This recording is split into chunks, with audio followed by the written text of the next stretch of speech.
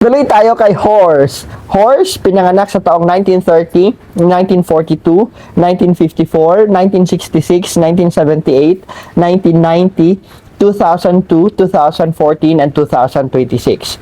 Malakas ang iyong personal power at kakayahan sa paghikayat na maaaring maging oportunidad mo dahil ang iyong ruling star ay maganda ngayong 2026. Pero mas mataas ang iyong atensyon o ibig sabihin, konting pagkakamali ay nakikita ka. Konting galaw mo, konting kibot mo, pagchichismisan ka. Ito yung dapat iwasan mo, okay? Kasi the attention span ng other animal zodiac sign ay nasa sa inyo po. Isa ka sa pansinin ngayong 2026. Maaari itong magdulot ng inggit o di naman kaya potensyal na hidwaan.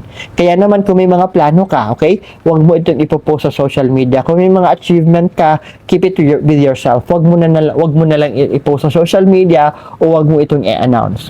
Mahalagang mag-ingat sa mga taong naghihintay na ikaw ay mabigo. Yun ang pag-ingatan mo.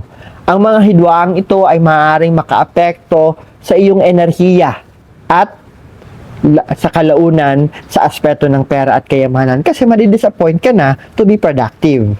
Okay? So, ito yung magpapahiwatig na mataas na panganib na malaking pagkawala ng pera o di naman kaya oportunidad sa buhay mo kasi magiging disappointed ka na kasi hindi nangyayari, nadjinx kasi sinasabi mo, ina-announce mo, kasalanan mo din, di ba? Kung minsan kasi mayabang ka. Kailangan iwasan ang pabigla-biglang mga transactions at laging mag-ingat sa pamamagitan ng masusing pagsusuri at masinsinang pagsusuri sa bawat deal na iyong papasukin.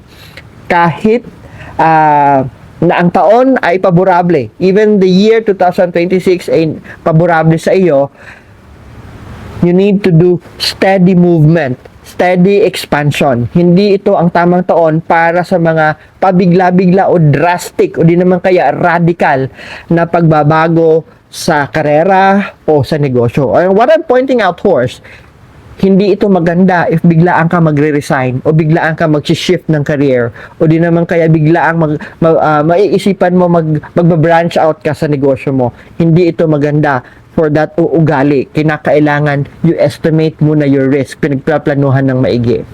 Malakas ang iyong career growth at may chance na ma-promote ka o di naman kaya makatanggap ng bonus. Pero iwas sa tinatawag natin na ego-driven investment. Alam mo, yung pride ang nangingibabaw sa iyo.